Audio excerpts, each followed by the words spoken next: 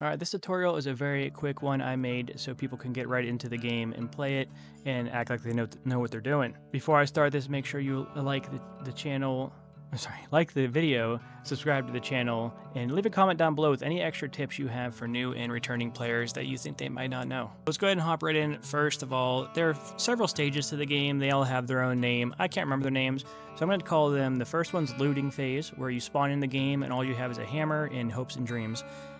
What you'll need is some engineers, at least one, to go through and cut some containers. You'll notice them because they'll have locks on them, or they'll have some kind of symbol on them to show that they are able to be busted into. You'll need blueprints mainly, but getting weapon parts is also a very good thing to do. At this point, you'll just be running around looting all the things you can until you think you're ready to start getting your base ready to go. The next phase, I'll call it the building phase.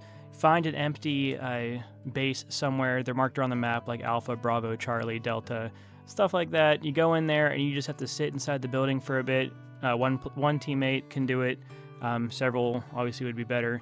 Sit inside the base until it says it's yours. It will turn, the flags inside will turn blue. All your enemies' bases will be red, obviously. And you can start building. Now, to build, what you need is you need to hold or push T to get your hammer out, unless you already have it out. And then right-click to bring up the menu. You'll see all the things you can build.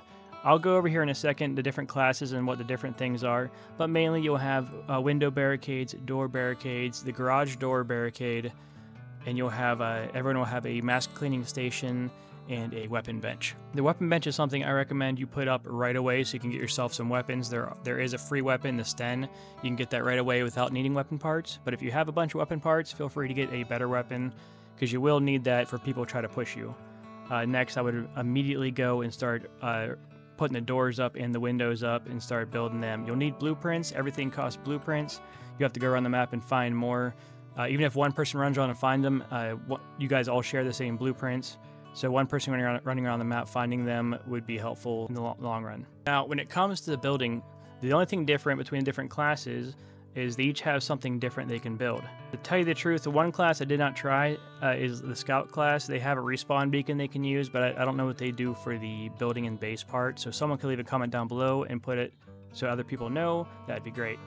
But the Assault class, they come with a dynamite stick they can throw at enemies for their extra utility, but they can build turrets inside the base. Turrets are super helpful in defending your base when you're there or when you're not there. The Engineer, they have a little grinder they use to cut open all the stashes and stuff, and they'll also be required to have an Engineer to cut open enemy base doors. So if you want to break into an enemy base, you need an Engineer to do so. But inside your base, they can build like little barricade walls. So you can block like the stairs, or you can block the doors so enemies can't immediately just rush in. The Medic, they have a little food canister they carry around. They can feed you to heal you, or they can feed themselves to heal themselves. But inside the base, they can build a medical station. So anyone who's hurt can just go back to base and eat from the medical station and heal right up. Like I said, the Scout has a respawn beacon. I have no idea what their in-base item is they build. Someone's going to have to tell me in the comments because that's the one class I didn't really play.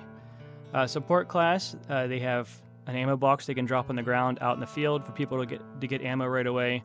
And inside base, they can build a vending machine where you can stash extra stuff like food and extra gas mask containers and drinks for people to grab out whenever they need it, as well as an ammo supply box they can build in base, so anytime your teammates need ammo, they can just walk up to it and refill their ammo, whether the support's there or not. So those will be in your menu depending on what class you have.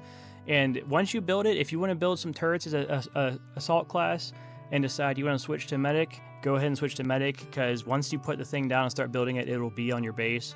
So it's not required to have that class continuously on your team to have those in your base. The next phase of everything after the building is the airdrops. I'm not sure what the actual phase is called. I'm just calling it airdrops. That's when airdrops will start coming out of the sky and the teams can go and fight over them. The airdrops are helpful because you need to go to the airdrops to get the stuff you need for endgame. So what happens is the airdrop will fall down. You'll see it falling in the sky. You'll have time to get there, and it'll be marked on the map for everybody as like I call it a light bulb symbol, but it's like a little circular symbol on the map, and you'll see it floating like on your HUD when you're looking around the game as well. Anyone can go up to it and start claiming it. It takes not too long, only a few seconds to claim it.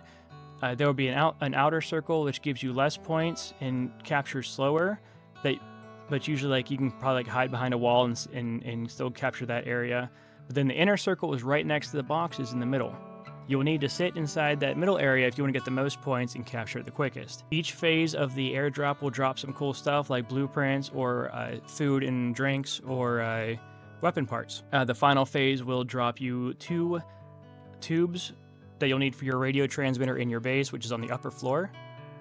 You want to make sure you grab those, but be careful, because once you grab those, everyone on the map will be able to track you, seeing the little lightning bolt symbol traveling around the map. So you want to get those back to your base as soon as possible and put them in your transmitter so you can get one step closer to winning this game. The final phase of it is, I call it defense phase. So once you get 4 tubes in your transmitter and 15,000 points, which you get points by killing players, looting stuff, building stuff, capturing airdrops, and pretty much anything you do in the game gives you some kind of points. But once you get 15,000 points and 4 tubes, you can start the transmission to get extracted. Once you do that, everyone on the map will hear a siren going off, and your base will be marked on the map that you're the ones trying to get out. Enemies can push your base, and if they can get to your radio transmitter and hold the E button on it for a few seconds, then they can stop your transmission. You won't be able to run a transmission again for a while, and they have a chance to try to turn it around and win it themselves.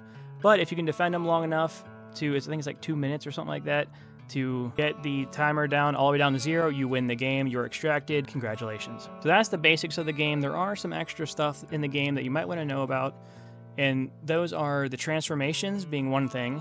That is, right now, currently, there's only the moose tank and the bear in the game.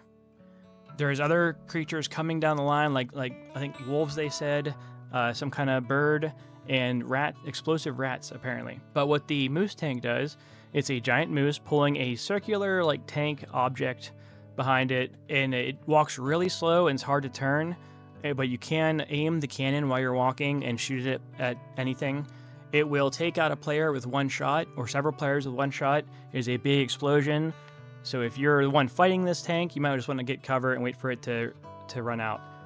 The other one being the bear. The bear transformation is a lot faster, hard to steer, it can't make quick turns, and it can't walk backwards, so it can only run forward and turn left and right.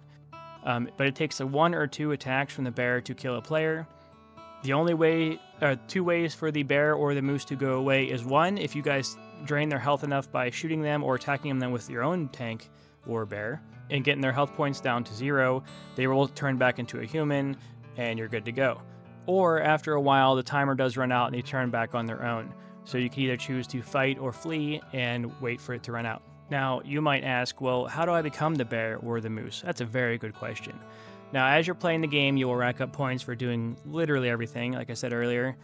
After you have so many points personally, you will unlock the bear, I believe, is the first one, and then the moose tank is the second.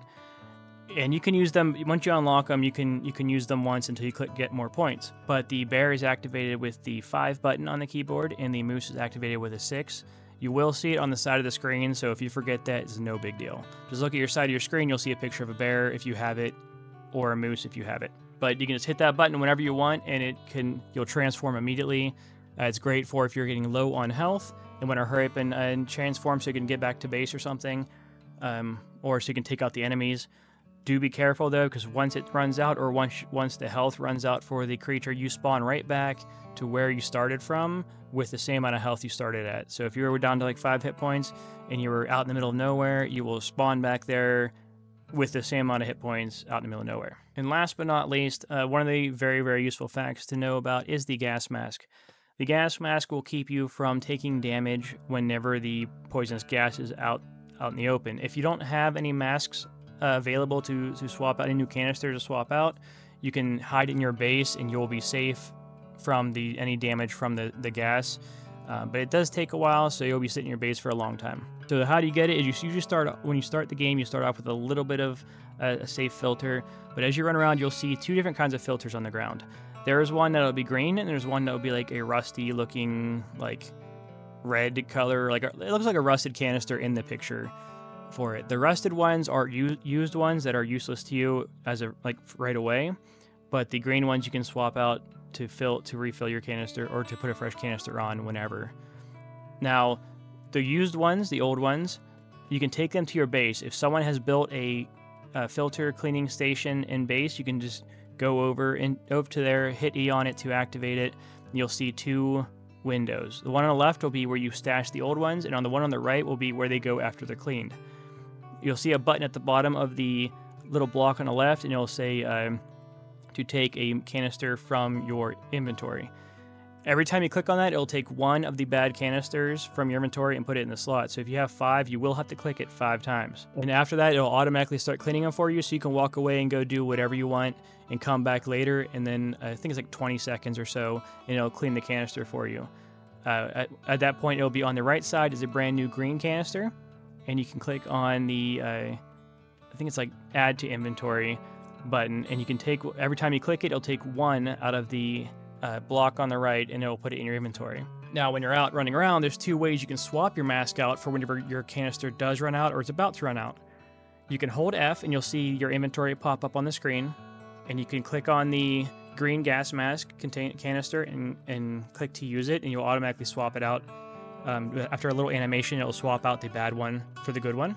Or you can just click H, as in hotel, on your keyboard, and it will swap out your canister automatically.